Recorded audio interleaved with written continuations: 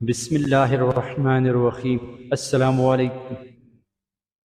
Daily اسلامی واقعات دیکھنے کے لیے اور سننے کے لیے میرے چینل کے ساتھ جڑے رہیے۔ ویلکم، میرے چینل میں خوش آمدید۔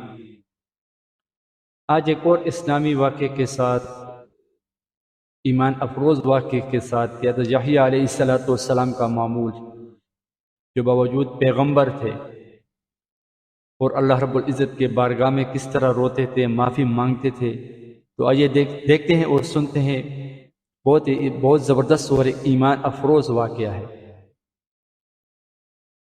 حضرت یحییٰ علیہ السلام کا معمول۔ حضرت یحییٰ علیہ السلام اللہ کے برگزیدہ نبی تھے۔ آپ علیہ السلام بچپن ہی سے اللہ کی بارگاہ میں کثرت سے معافی مانگتے اور گریہ وزاری کرتے رہتے تھے۔ جب کبھی اللہ کا ذکر یا عذاب و حساب کی بات سنتے تو آپ کے آنکھوں سے آنسو برسات کی طرح بہنے لگتے، اور اس قدر زار و قطار روتے کہ کھانا پینا کئی دن تک چھٹ جاتا تھا۔ آپ علیہ السلام کے والد گرامی حضرت زکریا علیہ السلام نے بیٹے کی کثرت بکا اور گریہ زاری کو دیکھ کر یہ معمول بنا لیا تھا کہ وہ اپنی مجلس میں وعظ کے لیے بیٹھے ہوتے تو معافی، آخرت میں عذاب اور حساب و کتاب کا ذکر نہیں کرتے تھے، اور صرف اللہ کی رحمت، بخشش اور جنتی کی بات کرتے تھے۔ ایک روز ایسا ہوا کہ حضرت یحییٰ علیہ السلام چھپ کر ستون کے پیچھے بیٹھ گئے۔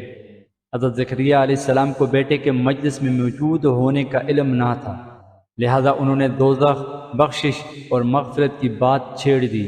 تو حضرت یحییٰ علیہ السلام اس قدر زار و قطار روئے کہ بے ہوش ہو کر زمین پر گر پڑے۔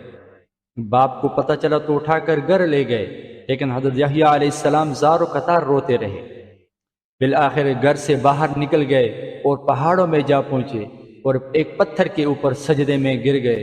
3 دن اور 3 راتیں مسلسل خدا کے حضور معافی مانگتے رہے اور گریہ زاری کرتے رہے۔ اس دوران میں آپ کے والدین ماجدین آپ کو تلاش کرتے کرتے ان پہاڑوں کی طرف آ نکلے۔ وہاں ایک چرواہا بکریاں چرا رہا تھا۔ انہوں نے اس سے پوچھا کہ کیا تو نے اس عمر کے معصوم خوبصورت بچہ دیکھا ہے؟ وہ کہنے لگا، میں نے اس عمر کا کوئی بچہ تو اتنی بات ضرور ہے کہ آج 3 دن ہے اور اس غار سے کسی بچے کی دہاڑے مار مار کر رونے کی آواز آتی ہے، جس کی وجہ سے میری بکریاں اس غار کے دانے پر کھڑے ہو کر اس کا رونا سنتی رہتی ہے۔ اس کو رونے میں اتنا درد ہے کہ میری بکریوں نے بھی چرنا چھوڑ دیا، جس پر میں خود بھی پریشان ہوں۔ خدا جانے وہ کون ہے۔ یہ بات سن کر حضرت یحییٰ علیہ السلام کے والدین سمجھ گئے کہ اس حالت میں رونے والا بچہ یحییٰ علیہ السلام ہی ہو سکتا ہے۔ وہ فوراً غار کے اندر گئے۔ حضرت یحییٰ علیہ السلام نے سجدے سے سر اٹھا لیا، آنکھیں بند تھی۔ موت کا اس قدر دھیان تھا کہ آپ علیہ السلام سمجھے کہ شاید ملک الموت روح قبض کرنے کے لیے آ گیا ہے۔ آپ علیہ السلام اسی حالت میں فرمانے لگے، اگر تم ملک الموت ہو تو مجھے تھوڑی سی مہلت دے دو تاکہ میں اپنے والدین سے معافی مانگ کر آؤں۔ انہوں نے فرمایا، بیٹا میں کوئی اور نہیں، تمہاری ماں ہی ہوں۔ ماں کی ممتا سے معصوم بچے کو اس حالت میں دیکھ کر نہ رہا گیا اور فرمانے لگی، بیٹا تم اتنا کیوں روتے ہو؟ حالانکہ تم ابھی معصوم بچے ہو۔ اس عمر میں اللہ تعالیٰ کے خوف میں اس طرح رونے کی کیا وجہ ہے؟ اس پر یحییٰ علیہ السلام اپنی والدہ سے مخاطب ہو کر فرمانے لگے، امی جان، اگر قیامت کے دن اللہ تعالیٰ مجھ سے ناراض ہو جائے اور مجھے مستحق عذاب قرار دیتے ہیں، جہنم میں صادر فرما دے، تو کیا آپ اس دن مجھے عذاب الہی سے بچا لیں گی؟ ان کی والدہ نے فرمایا، نہیں بیٹے، میں تو نہیں بچا سکوں گی۔ اس پر آپ علیہ السلام نے فرمایا، امی جان، اگر اس دن اللہ کے عذاب سے بچانے کی استطاعت نہیں ہے تو آج مجھے اللہ کے خوف میں رونے سے کیوں روکتی ہیں؟ جب ماں نے یہ الفاظ سنے تو اپنے بیٹے کو سینے سے لگا لیا اور پیار کر کے گھر لے گئی اور کھانا کھلا کر سلا دیا۔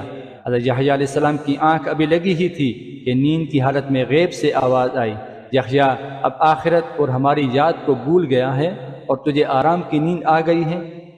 حضرت یحییٰ علیہ السلام فوراً اٹھ گئے اور جنگلوں کی طرف بھاگ گئے۔ اس کیفیت کی نظر کشی کرتے ہوئے حضرت محمد بخش رحمۃ اللہ علیہ نے کیا خوب لکھا ہے، مندنو تانگ سجن دی ستیا آن جگہ میں۔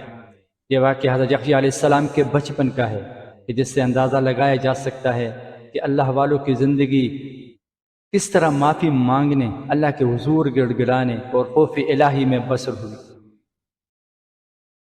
جزاکم اللہ خیر، جزاکم اللہ خیر۔ یہ ایک بہت خوبصورت واقعہ تھا، بہت ایمان افروز واقعہ تھا کہ اللہ کا رسول پیغمبر نبی ہو کر اس قدر خوف اور اس قدر پریشانی آخرت کے اس بڑے دن کا۔ تو اب میں اور آپ ہم سب اس بات کو سوچیں کہ ہمارا کیا بنے گا، کیا ہم اللہ رب العزت کے سوالات کے جواب دے سکیں گے؟ تو میری دعا ہے کہ ہم سب کو اللہ رب العزت اپنے فضل و رحمت سے جنت میں داخل فرمائے، وگرنہ اگر ہمارے اعمال کے اوپر فیصلہ ہوگا تو معاملہ بہت زیادہ خراب ہے۔ بہت ایمان افروز واقعہ ہے، دل ہل جاتا ہے ایسے واقعات سے۔ یہ واقعات جو لکھے ہوئے فضائل صدقات میں سے ایک واقعہ لیا گیا ہے، فضائل صدقات میں ہے۔ تو یہ واقعات جو لکھے ہیں تو یہ کہانیاں نہیں بلکہ یہ واقعات جو ہیں جو گزرے ہوئے ہیں، یہ صحابہ کرام کے ساتھ اور ان کی زندگیوں کے واقعات لکھے ہوئے ہیں۔ تو ویڈیو اچھی لگے تو اس کو شیئر ضرور کریں، کم سے کم شیئر ضرور کریں کہ کسی ایک آدمی تک پہنچے۔ اگر وہ اس کے کسی حصے پر عمل کر کے اپنی زندگی میں لے ہے تو انشاءاللہ ہماری آخرت کے لیے ایک تحفہ بن جائے گا۔ جزاکم اللہ خیر، دعاؤں میں یاد رکھیں۔